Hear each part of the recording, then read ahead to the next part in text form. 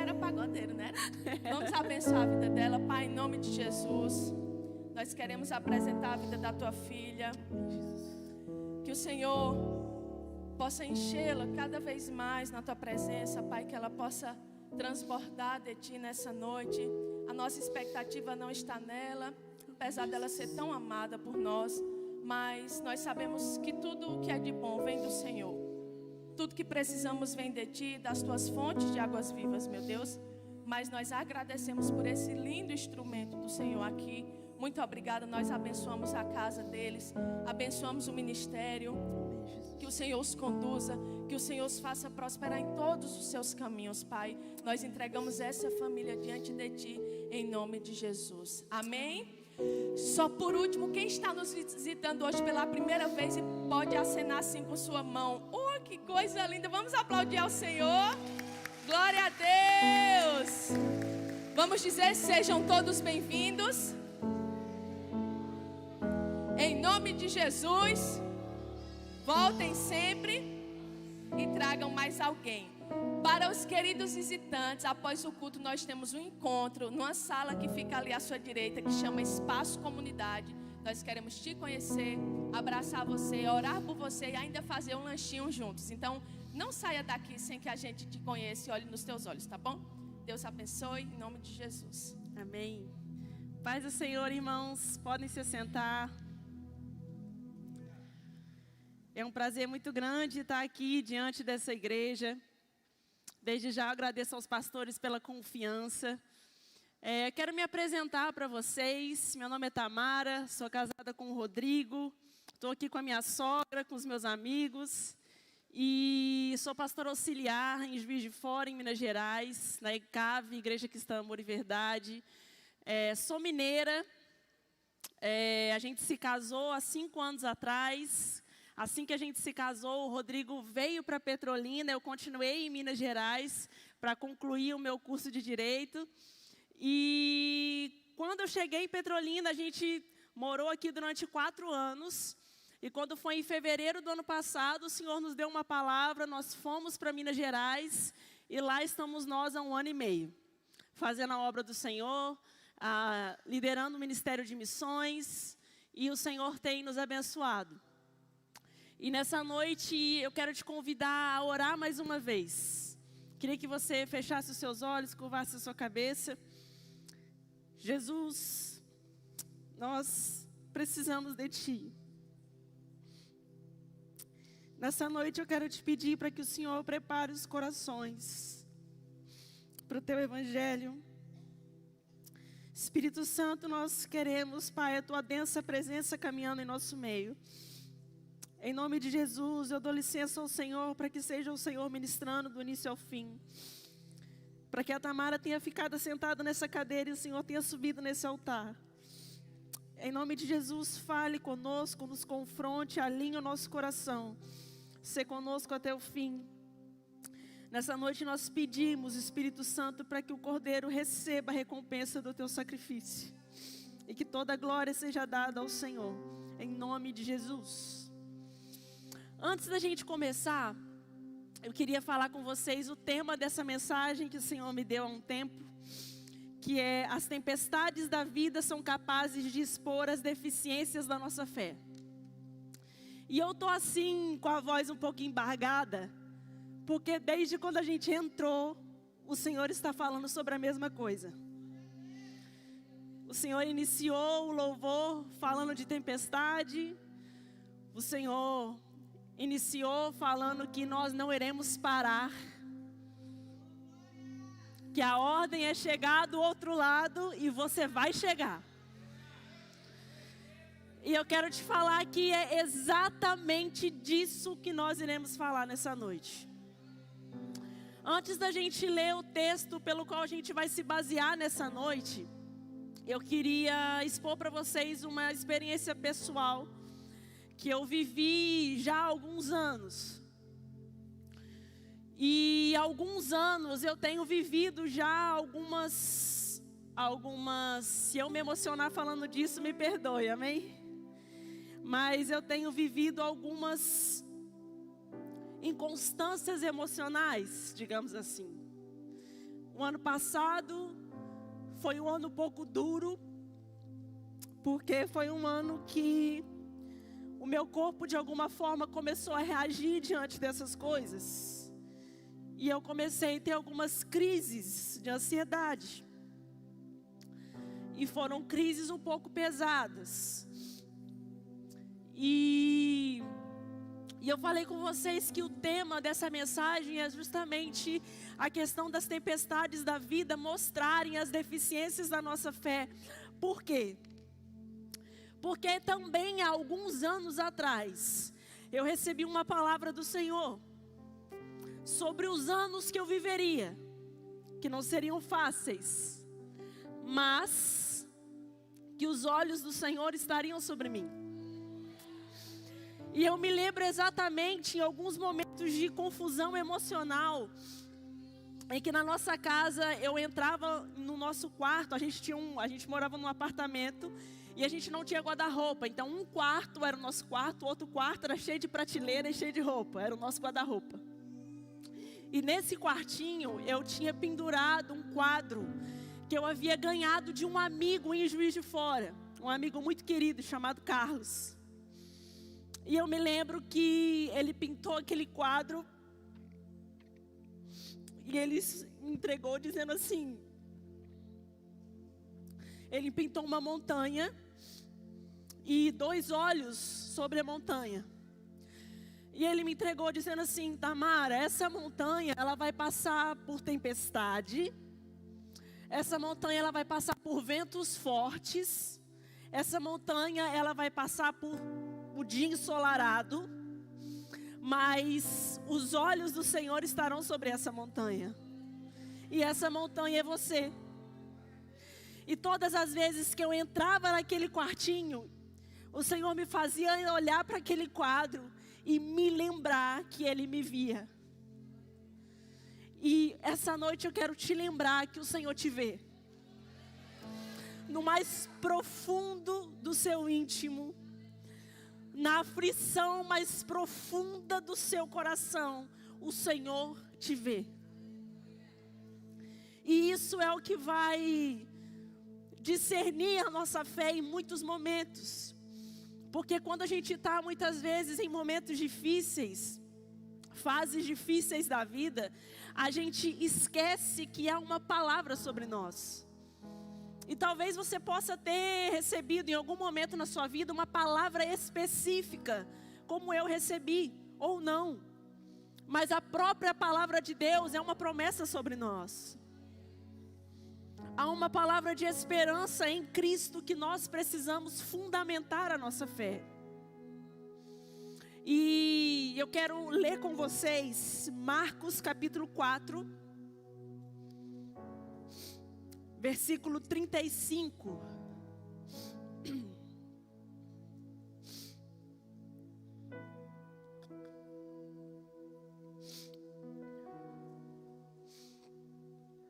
Marcos capítulo 4, versículo 35. Todos acharam? Diz assim: naquele dia, sendo já tarde, Jesus disse aos discípulos: vamos passar para outra margem. E eles, despedindo a multidão, o levaram assim como estava, no barco. Os outros barcos o seguiam.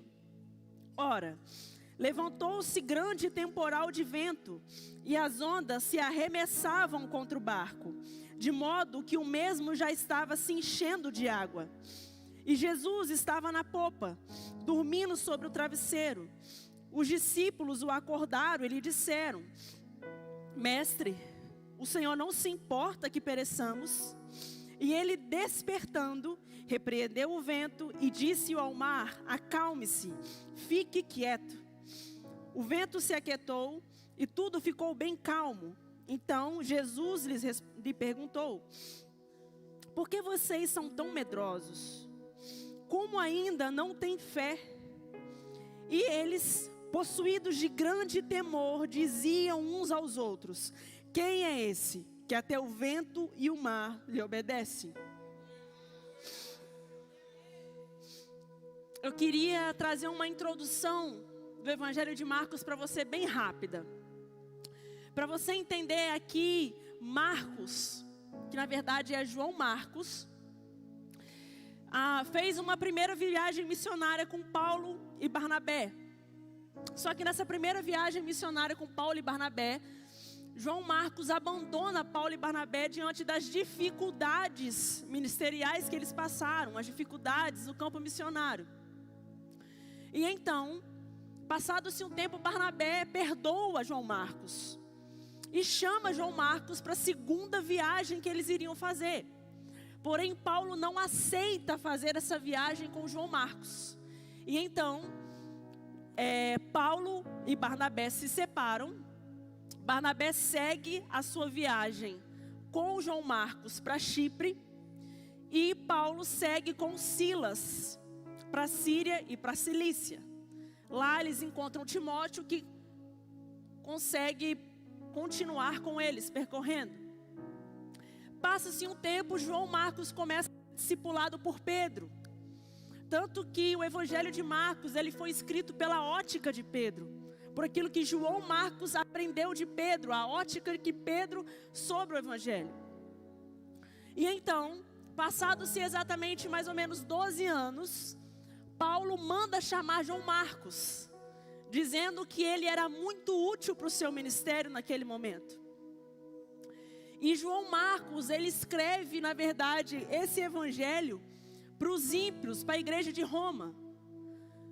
João Marcos, ele segue fazendo aquilo que Paulo fazia, pregando para os gentios.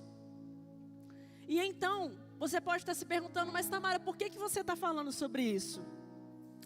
Porque eu quero que você grave uma coisa na sua cabeça nessa noite. Assim como João Marcos, você pode ter falhado alguma vez. Na sua casa, no seu casamento, na sua vida, no seu ministério, eu não sei em que área da sua vida. Mas não é porque você falhou uma vez que você precisa ser um fracasso eternamente. Há esperança para aqueles que dizem sim por amor a Jesus. A palavra de Deus, ela é uma esperança e um confronto para o coração do homem que entende que depende dessas palavras. É isso que nós precisamos entender. Muitas vezes a tempestade vai mostrar algumas deficiências do nosso coração, das nossas emoções. Vai trazer para fora muita coisa que está desorganizada. E muitas vezes vai nos fazer fracassar. Ou achar que fracassamos. Mas não é porque fracassamos uma vez que precisamos fracassar eternamente. Nós precisamos entender que o Evangelho de Jesus aponta para o caminho da perfeição. E Ele é o exemplo a ser seguido. Mediante o dia mau, ao dia de alegria, a qualquer circunstância que a gente tenha passado. E para isso, eu pontuei algumas coisas específicas e eu quero ser bem fiel a esse sermão, porque eu quero que você entenda comigo o raciocínio daquilo que a gente vai falar. E a primeira coisa que eu quero falar com você é o seguinte: as tempestades são reais. Quando a gente entende que as tempestades são reais, a gente entende também que ela chega para todos. A tempestade, ela chega para o pastor, ela chega para o diácono, ela chega para o evangelista, para o mestre, ela chega para o irmão do estacionamento, ela chega para todo, ela chega para o padeiro, ela chega para o presidente, ela chega para o homem comum, para a mulher comum. Algum momento da vida ela chega. E reconhecer que ela é real é o primeiro ponto para que o Senhor possa dominar sobre ela através daquilo que você reconhece. Porque todas as vezes que nós vivemos como se nós estivéssemos aleatório ao que está acontecendo, nós também não acreditamos que Deus é Deus o suficiente para suprir qualquer necessidade nessa tempestade. E entender que ela é real e ela estar presente é a primeira coisa para que o Senhor possa dominar sobre ela. Ponto 2. As tempestades chegam sem avisar.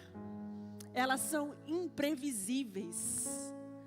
Não existe a previsão do tempo gospel, para que a gente possa de alguma forma consultar e ver se o tempo está fechando, para ver se algo está se aproximando, para que a gente possa se prevenir. Não, elas são imprevisíveis. Elas chegam sem avisar. E talvez isso possa ser um desemprego. Talvez isso possa ser uma crise no seu casamento. Talvez isso possa ser um filho que entrou para as drogas. Talvez possa ser aquela criança que você criou com tanto cuidado e hoje não serve os caminhos do Senhor. Pode ser muitas coisas.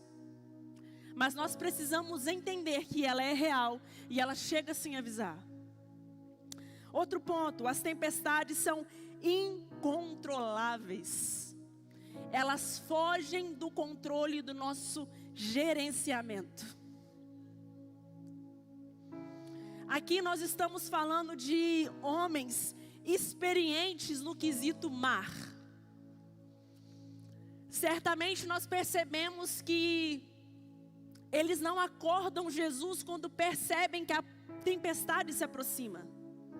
Eles acordam Jesus depois de ter tentado tudo o que eles sabiam fazer para tentar controlar o barco. E quando eles conseguem perceber que todas as suas fontes e materiais se esgotaram, eles acordam Jesus.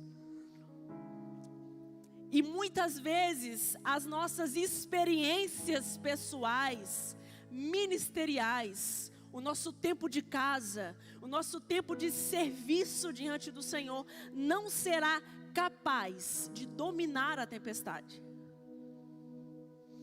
Mas entender que em tudo nós precisamos ser dependentes do Senhor, fará com que nós muitas vezes possamos ter uma palavra de esperança antes mesmo que ela chegue. Isso é o que vai permear o coração do homem e da mulher que confia em Deus. Outra coisa, as tempestades são pedagógicas. Deus não desperdiça o sofrimento na vida dos seus filhos. Por mais que às vezes a tempestade que eu e você estamos enfrentando não seja algo que você causou, pode ser algo que o Senhor realmente preparou para que você seja amadurecido, para que o Senhor possa chacoalhar a sua árvore e fazer com que aquilo que não é fruto permanente caia. Pode ser que o Senhor tenha te colocado aí, mas pode ser também que você esteja aí por más escolhas, más decisões, más comportamentos. Porque até mesmo aquela perseguição que a palavra de Deus diz, ela tem uma causa santa para acontecer. A perseguição que a palavra de Deus diz é a perseguição por uma honesta vida de dependência e santidade em Deus. Não é pelo seu comportamento errado. Não é pelo seu falso testemunho. Não é pela falta de coerência com aquilo que você fala. A perseguição que a palavra de Deus aprova para os teus filhos é a perseguição pela busca de uma vida santa diante do Senhor. Essa, tenha certeza, que é a perseguição que o Senhor se alegra que você viva. Mas se hoje você vive uma tempestade que é causada pelas coisas que você fez, se hoje você vive uma tempestade por uma questão de más decisões, má comportamento, falta de compromisso, de responsabilidade em Deus mesmo, entenda que até essa, para Deus, ela se tornará pedagógica. De alguma forma, ela forjará em você o caráter de Jesus. De alguma forma, o Senhor pegará como material, como matéria-prima para si, tudo aquilo que for dado para o seu amadurecimento. Para que a gente possa continuar, um ponto muito importante. Aqui, nesse caso, o mar da Galileia, ou conhecido como Lago de Genezaré, ele não é um mar. Ele é um lago de água doce. É o maior reservatório de água doce do Oriente Médio. E ele é cercado por montanhas. E se você prestou atenção no texto, a palavra de Deus diz que não eram tempestades comuns. Era tempestade de vento. Não era tempestade de chuva. Era vento. E sabe o que é legal da gente estudar sobre isso geograficamente? Geograficamente, Quando você estuda sobre isso, você percebe que entre essas montanhas que cercam o lago de Genezaré, ou o mar da Galileia, há estreitos entre elas. E até hoje ainda acontece essas tempestades de vento. Por quê? Todas as vezes que o vento passa por um estreito, ele pega velocidade. E quando ele pega velocidade, ele alcança, faz um estrago maior. E ele agita a água com muita violência. E se você for ler o texto, você vai ver que a palavra de Deus diz que o vento, a água, ela ia contra o barco. Parece que a causa ali, a principal intenção era realmente tirar o barco do controle. Era balançar a estrutura do barco, era expulsar o barco dali. As ondas iam com violência contra o barco. E isso me faz pensar também, porque muitas vezes a tempestade ela vem fora do padrão que a gente conhece. Aqui não era tempestade de chuva, como a gente vê em muitos filmes. Essa cena um pouco distorcida, era tempestade de vento. Entrava água dentro do barco e aquela coisa toda. Fora do padrão que se conhece. Fora do padrão que nós conhecemos, uma chuva normal, uma tempestade. Algo que nos pega mais uma vez desprevenido. Porque sobre aquilo que não é padrão, nós não temos conhecimento. A gente está acostumado com um padrão a ser seguido. E existem 3 perguntas que dominam e chamam a atenção especificamente nesse texto que a gente leu. E eu quero falar um pouco dessas perguntas para você. A primeira delas é: Mestre, não te importa que pereçamos? Essa pergunta representa a mim e a você. Essa é a pergunta da fraqueza. Essa é a pergunta da alma gritando. Essa é a pergunta que no meio da aflição, no meio das águas que estão revirando, que estão vindo contra o barco, essa é a pergunta que nós gritamos muitas vezes e falamos: Senhor, o Senhor não está me vendo aqui não? Jesus, será que a minha luta, a minha causa está passando desapercebida diante do Senhor? Será que o Senhor não consegue ver o desespero do meu coração? O desespero da minha alma? O desespero, a confusão dos meus pensamentos? Será que eu sou tão indiferente àquilo que o Senhor está fazendo para que o Senhor não me veja? Essa pergunta representa o meu e o seu coração diante do Senhor. Porque por mais fé que nós temos, no dia da aflição, essa é a pergunta que nós fazemos. Essa é a sensação que nós temos. Como o Senhor não nos visse. Como se nós estivéssemos indiferentes. Como se o Senhor tivesse algo mais importante para resolver. Tipo assim, deixa ela aí. E a gente se sente órfão. A gente se sente como se a mão do Senhor não nos alcançasse. Como se o braço do Senhor tivesse se encurtado. Essa é a pergunta da minha e da sua alma. A segunda pergunta: por que vocês são tão medrosos? Como é que ainda não têm fé?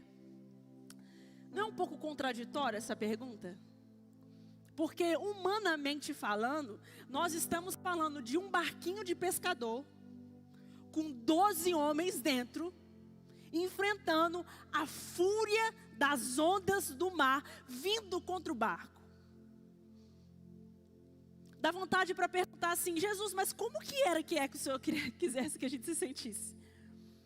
Como o Senhor acha que a gente se sentiria? Porque humanamente falando, qualquer um de nós se desesperaria.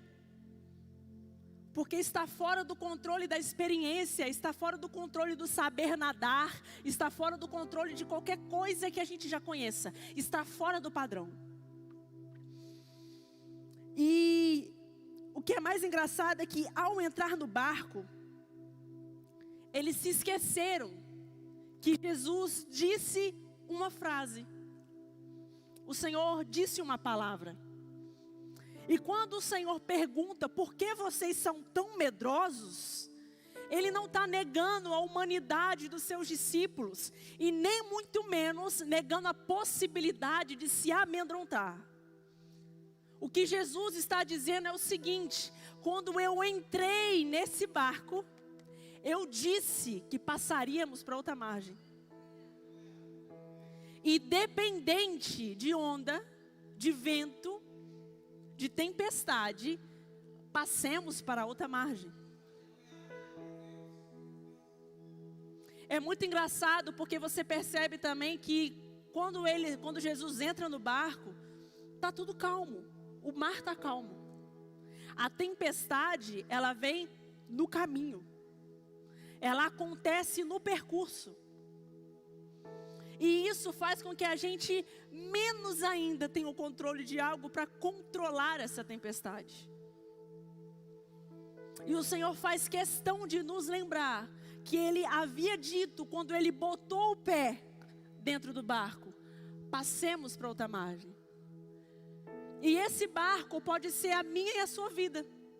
No momento em que nós entregamos a nossa vida a Jesus, há uma palavra sobre nós. Há uma palavra sobre a igreja do Senhor.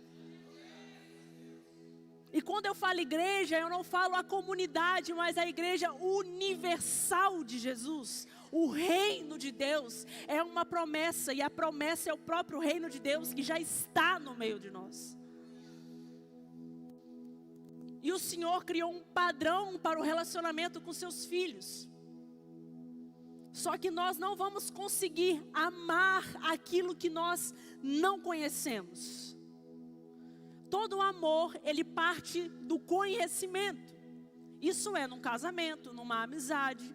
Quanto mais você se relaciona, mais você conhece uma qualidade, você conhece um defeito, você se relaciona, você compartilha, você fala e você escuta, mais você começa a sentir amor por alguém. E a nossa maior dificuldade hoje de amar a Deus é o nosso pouco relacionamento com a sua Escritura. Não tem como amar a Deus sem se relacionar com a sua palavra.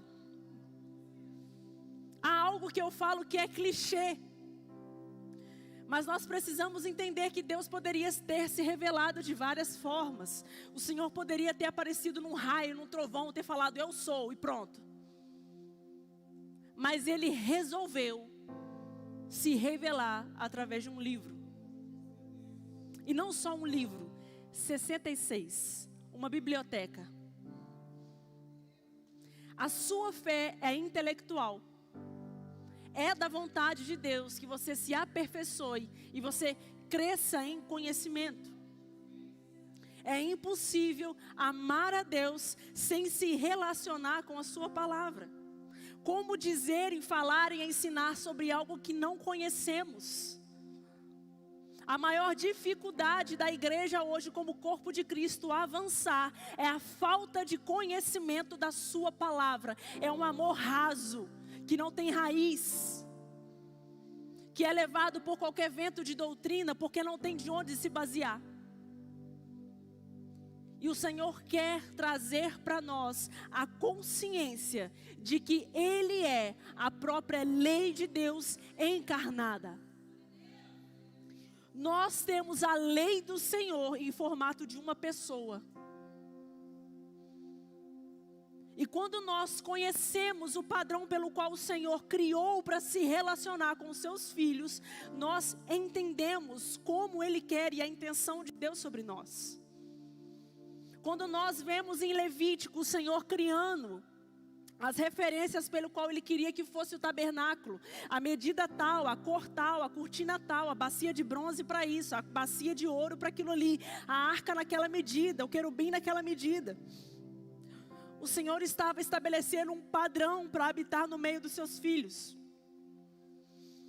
E às vezes a gente escuta muito por aí: esse Deus é muito orgulhoso, Ele precisa receber adoração para se sentir Deus. E às vezes nós agimos como se nós pensássemos dessa forma também. Nós achamos que dar ao Senhor um dia da nossa semana e 10 minutos do nosso dia antes de dormir é o suficiente. Enquanto na verdade, quando o Senhor cria um padrão para habitar no meio do seu povo no deserto, Ele estava na verdade dizendo para os seus filhos: olha, eu quero habitar no meio de vocês, porém, eu sou santo. Se eu habitar no meio de vocês de uma forma que não seja o meu padrão, vocês morrem. O padrão de Deus protege você. O padrão de Deus não te afasta de Deus. O padrão de Deus te ensina o caminho a percorrer para que você se aliancie ao coração de Jesus. Para que você crie laços que não vão ser baseados somente em dias de tempestade. Para que no dia da alegria você também esteja dando glória ao Senhor. Para que no dia da conquista você também esteja devolvendo ao Senhor tudo que Ele te entregou.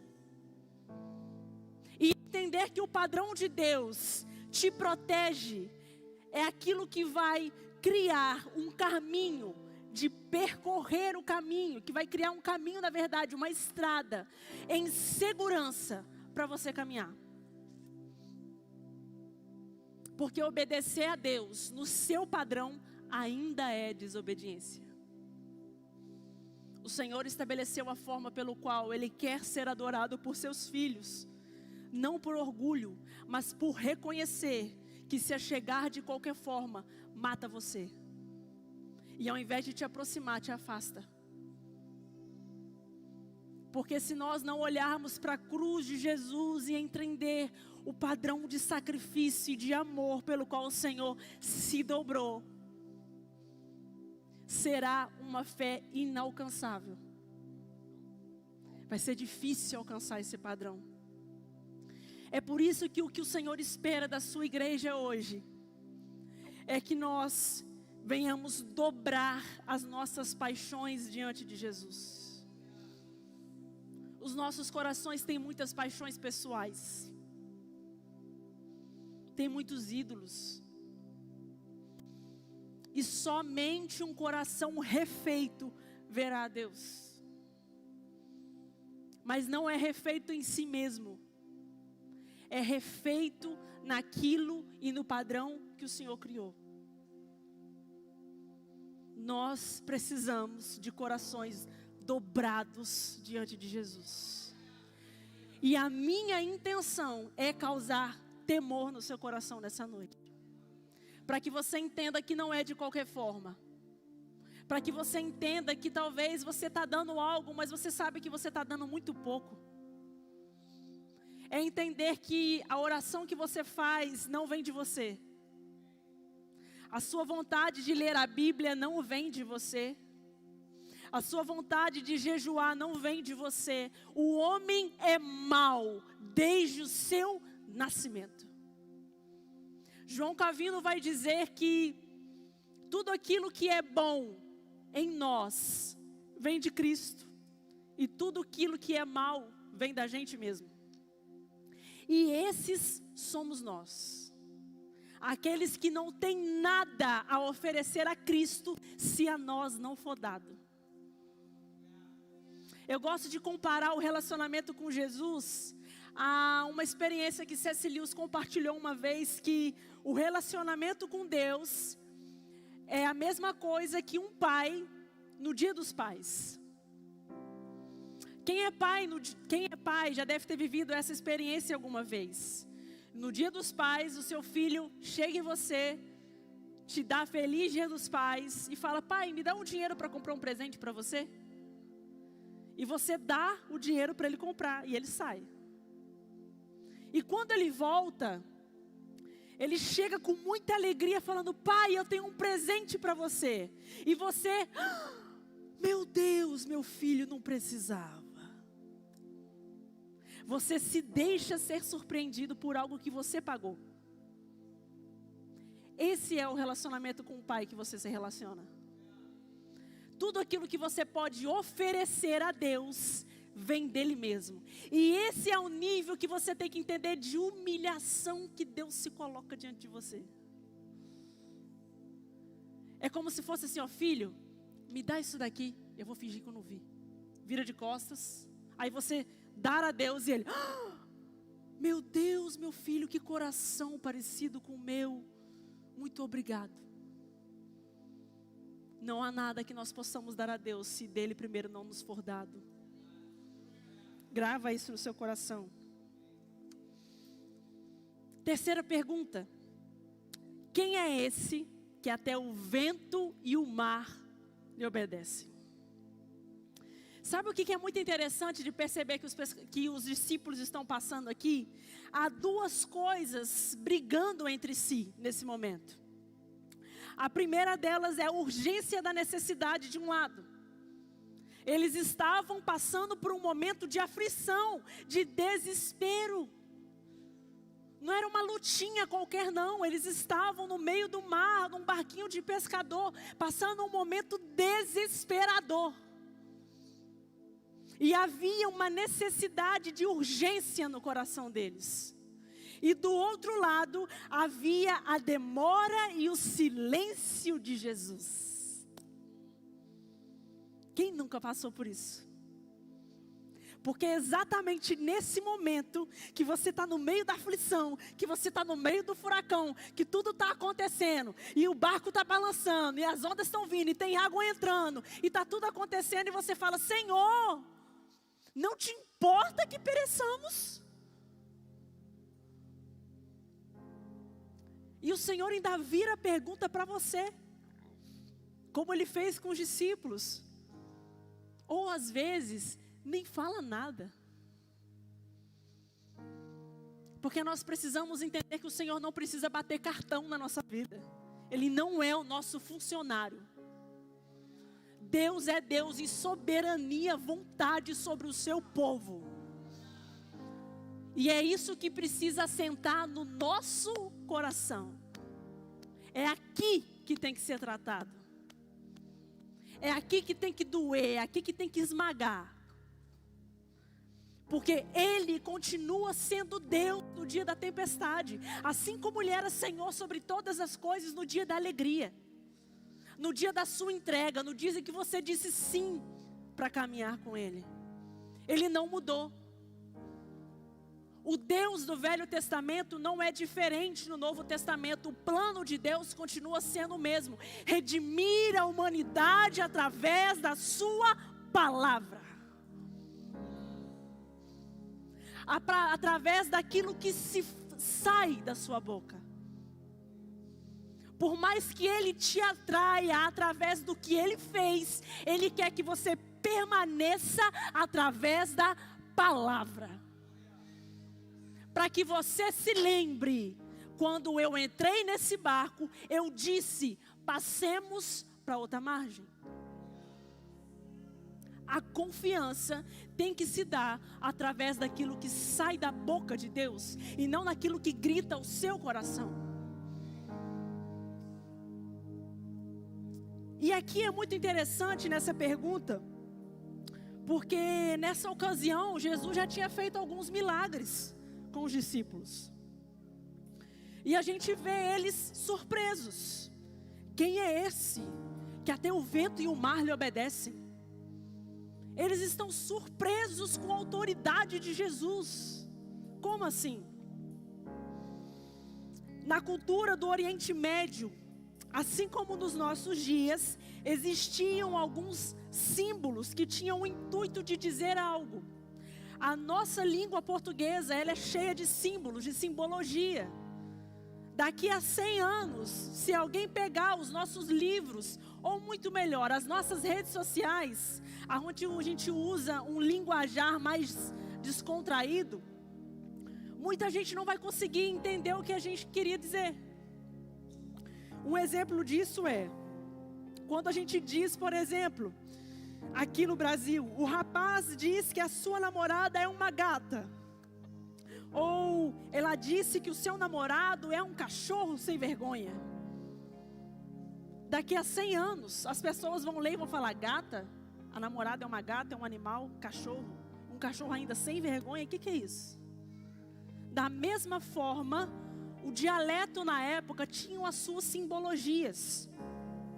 Na época haviam certos elementos que traziam na cultura, uma cultura que nós não conhecemos. E uma delas é justamente a junção de 3 coisas. Guarda isso na sua cabeça. A junção de 3 coisas dominavam a forma deles enxergar algumas coisas. Que era a junção de mar, vento e comando divino. Existem diversas poesias na palavra do Senhor. O próprio livro de Salmos é escrito de uma forma poética. E diferente da nossa poesia, daquilo que a gente conhece aqui no Brasil, que é feita de romantismo, métrica e rima, a poesia deles era feita de paralelismo de ideias. Ideias paralelas que falam a mesma coisa, porém de formas diferentes. Um exemplo é: essa menina é inteligente e bonita. Uma menina esperta e charmosa. Disse 2 coisas, 2 ideias paralelas que têm a mesma afinidade. Não tem romantismo, não tem métrica e não tem rima. É a forma da poesia deles. E eu quero que você guarde isso daqui por diante, porque é aquilo que vai mediar a finalização daquilo que nós iremos falar. A poesia servia para memorização. E é por isso que para eles fazer essa ideia paralela, essa analogia, era muito fácil, porque era a forma deles guardarem algo, guardarem uma mensagem, guardar aquilo que era importante. E eu quero que você preste atenção, não precisa abrir a sua Bíblia, eu quero que você me ouça com muita atenção.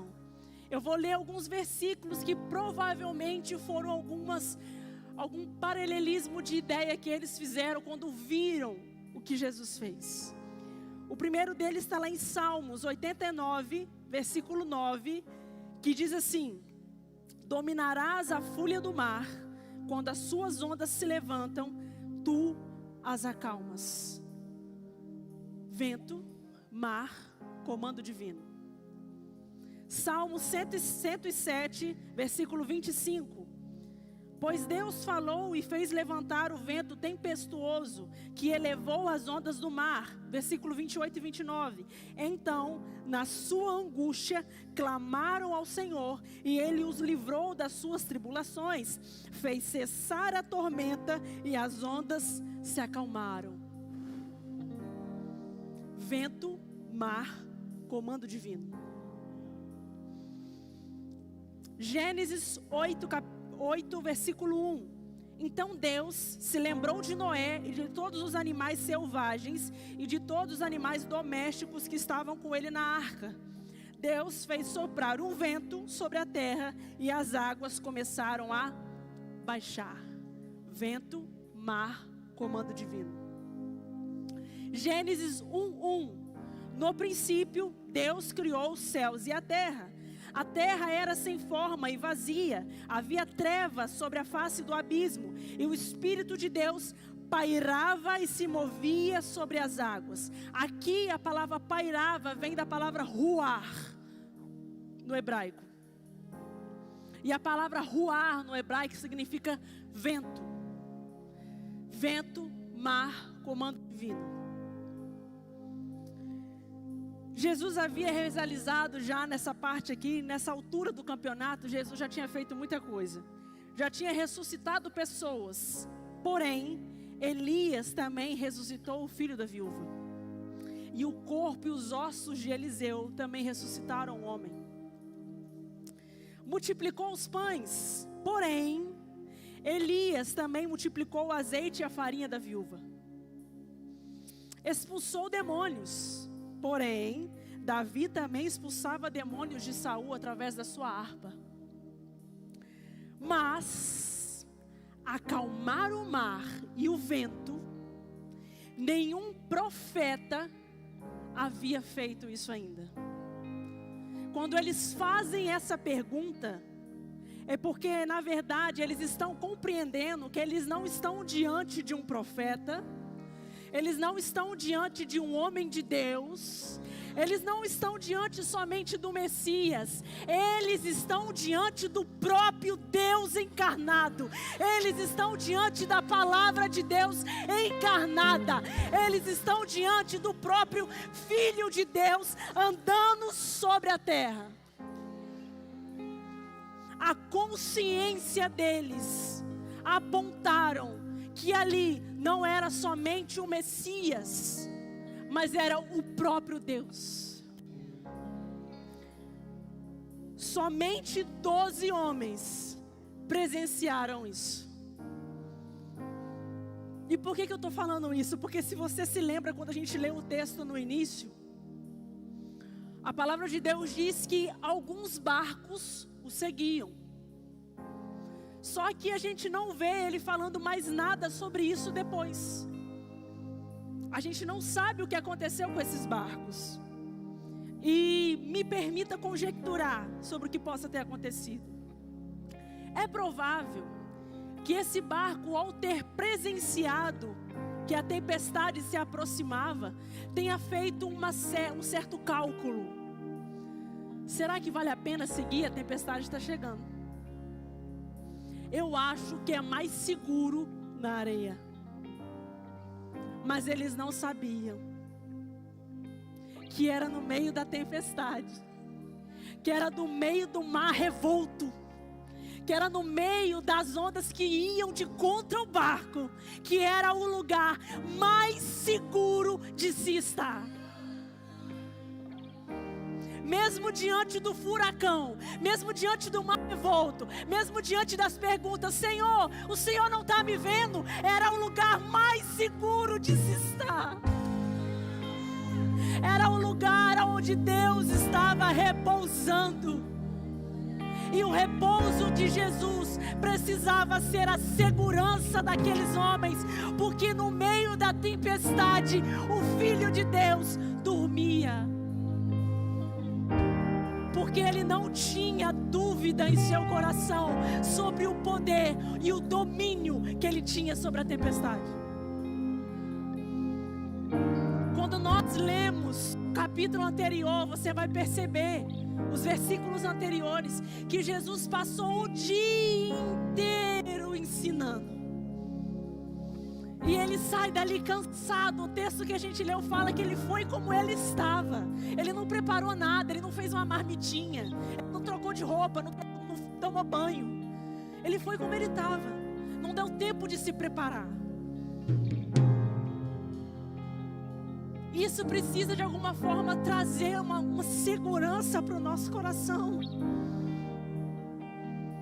Muitas vezes não vai ter como você criar uma preparação para tudo. Nem tudo está sob o seu controle, entenda isso. É necessário que você entregue nessa noite o controle para Deus.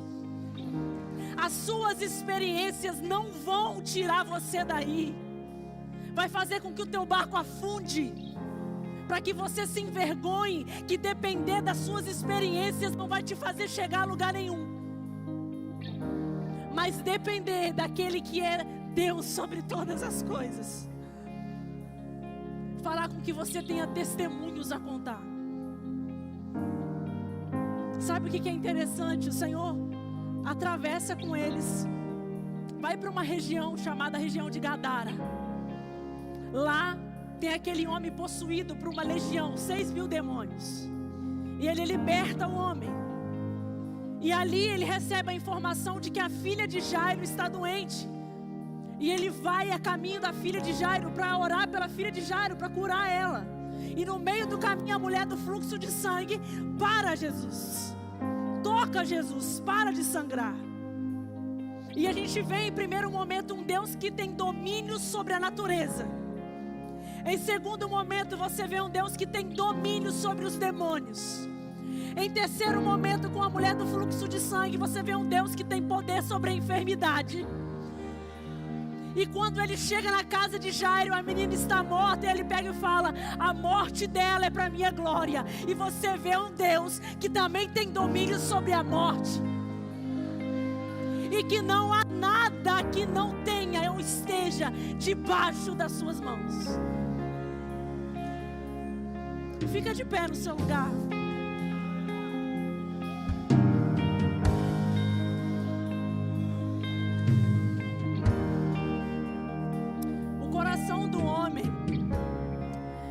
cogitou a possibilidade do mal quando ainda nem conhecia o mal.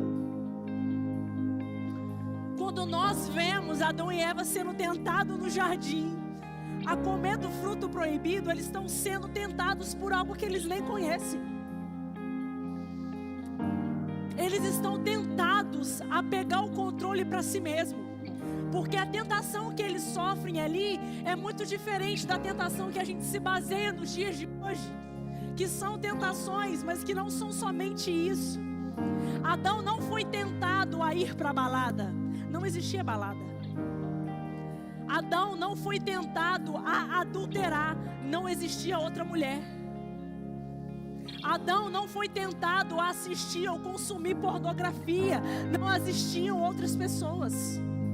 Adão foi tentado a não depender mais de Deus.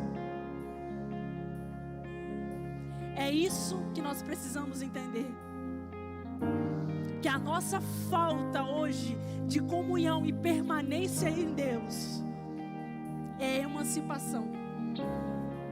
É na verdade você entender que, peraí, então se eu comer desse fruto, eu paro de ter que depender? Eu posso começar a ter as minhas próprias escolhas? Eu posso ditar as minhas regras? Muito bom, eu quero. Foi isso que nós fomos tentados. E essa é a cobiça do coração humano até hoje. Mas entenda, existe um padrão pelo qual o Senhor criou a sua humanidade, que Ele está reestabelecendo no meio da tua igreja. E é esse tipo de cobiça santa que você tem que ter no seu coração. Por isso nessa noite eu quero te convidar, se essa palavra de alguma forma falou de encontro ao seu coração, de alguma tempestade que você está passando, ou que você passou e hoje você pode testemunhar a glória de Deus, vem aqui à frente, deixa a gente orar por você. De alguma forma, se você se viu diante de alguma tempestade, se você se viu algum dia que você se questionou aonde estava Deus, eu quero orar por você. Eu quero que você entenda que a soberania do Senhor, ela não tem limites. O Senhor é Senhor sobre a natureza. O Senhor é Senhor sobre os demônios. O Senhor é Senhor sobre as crises. O Senhor é Senhor sobre o dia mau. O Senhor é Senhor sobre todas as coisas. O Senhor é Senhor sobre os planos pelos quais Ele quer para a sua vida. Se você de alguma forma, em algum momento, se sentiu atraído por isso, vem aqui à frente. Eu quero orar por você.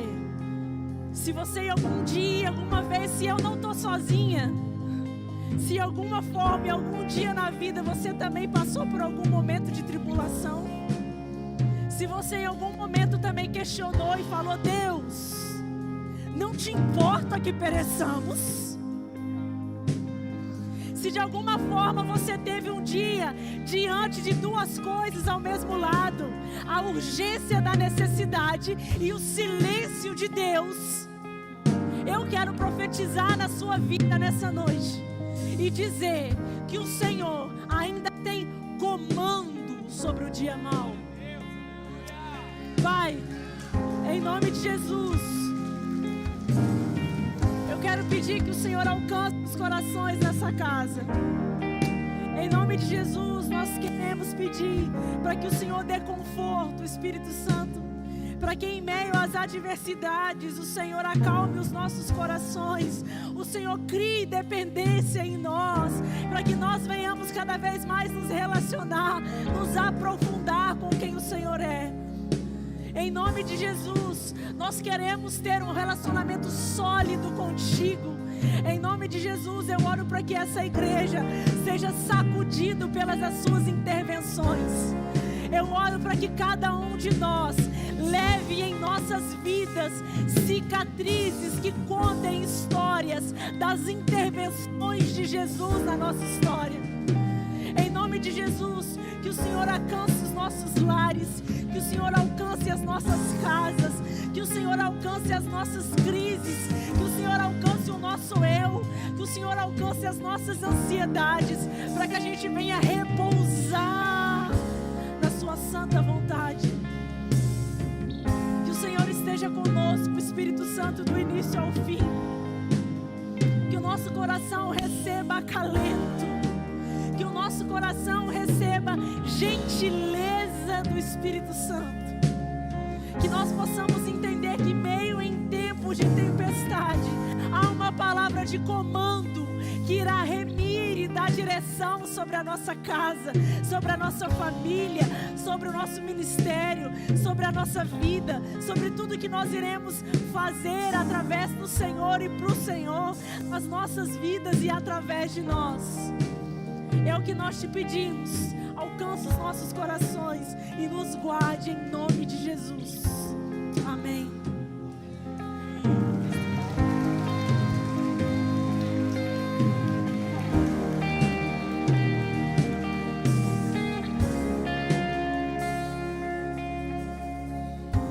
Tua voz me chama sobre as águas, onde os meus pés podem falhar,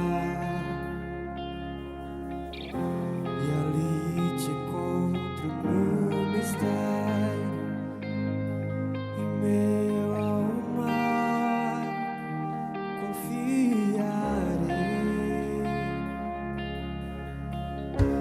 e ao teu nome clamarei,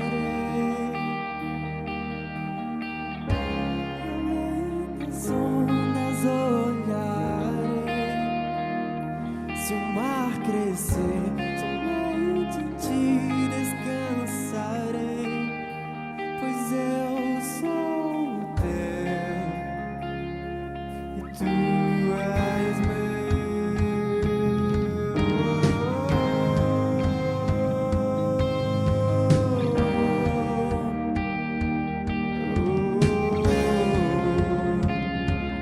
Tu és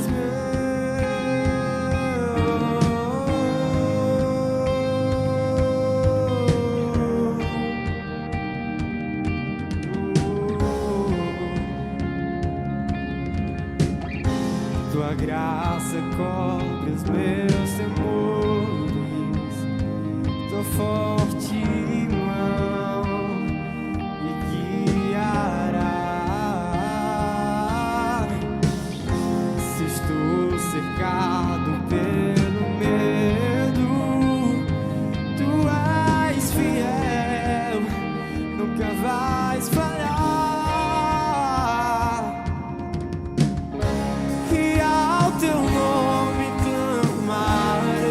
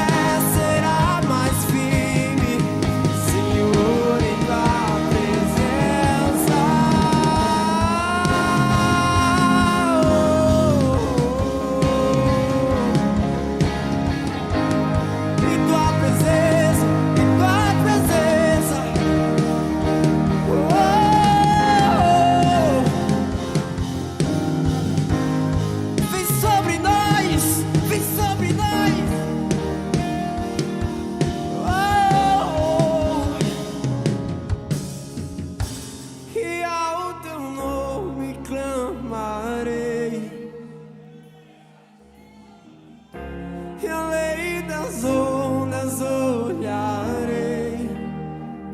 Se o mar crescer